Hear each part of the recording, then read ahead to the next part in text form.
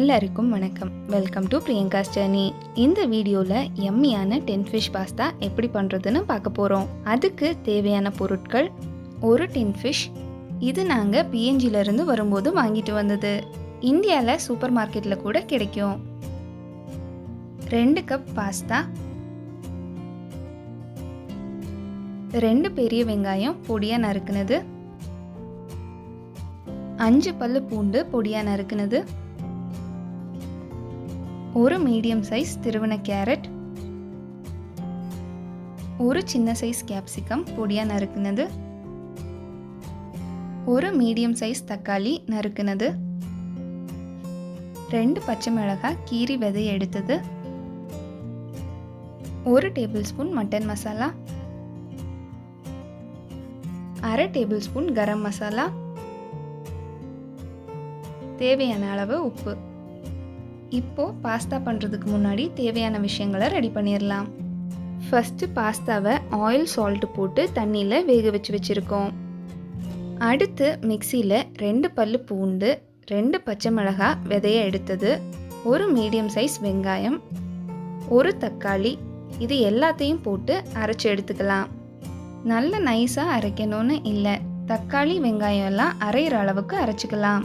இப்போது செய்முறையை பார்க்கலாம். கடாயில் எண்ணெய் ஊற்றி கடுகு போட்டு, கடுகு வெடிச்சதும் 3 பல்லு பூண்டு பொடியாக நறுக்குனதை ஆட் பண்ணிக்கலாம். ஒரு பெரிய வெங்காயம் பொடியாக நறுக்கி வச்சிருக்கிறதையும் ஆட் பண்ணிக்கலாம்.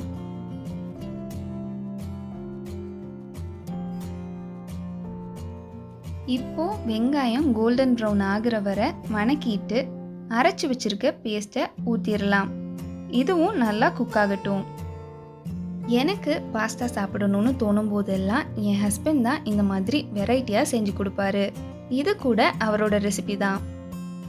தக்காளி நல்லா வணங்கினதும் அதில் 1 tablespoon mutton masala, 1/2 tablespoon garam masala போட்டு லைட்டாக மிக்ஸ் பண்ணிக்கலாம்.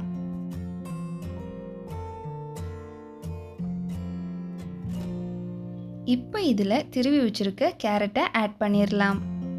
நீங்கள் வேணும்னா கேபேஜ் கூட ஆட் பண்ணிக்கலாம். இப்போ பொடியாக நறுக்குன கேப்சிகமையும் போட்டு நல்லா மிக்ஸ் பண்ணிக்கலாம். இந்த வெஜிடபிள்ஸ் எல்லாம் நல்லா குக் ஆகணும்னு அவசியம் இல்லை. இப்போ இந்த வெஜிடபிள்ஸ்க்கு எல்லாம் தேவையான அளவு உப்பு போட்டுக்கலாம். இப்போ வேக வச்சு தண்ணியை வடித்து வச்சுருந்த பாஸ்தாவை இதில் ஆட் பண்ணியாச்சு. இது எல்லாத்தையும் நல்லா மிக்ஸ் பண்ணிவிட்டு நம்ம 10 ஃபிஷ்ஷை ஆட் பண்ணி மசாலா எல்லாம் படுற மாதிரி மிக்ஸ் பண்ணிடலாம். லாஸ்ட்டாக பெப்பர் போட்டு இறக்குனா முடிஞ்சுது. இது ஆப்ஷனல் தான். அவ்வளோதாங்க, நம்ம எம்மியான பாஸ்தா ரெடி. இந்த வீடியோ பிடிச்சிருந்தா லைக் பண்ணுங்கள், ஷேர் பண்ணுங்கள், சேனலை சப்ஸ்கிரைப் பண்ணுங்கள். ஏதாவது சொல்லணும்னு நினச்சிங்கன்னா கமெண்ட் பண்ணுங்கள். தேங்க்யூ.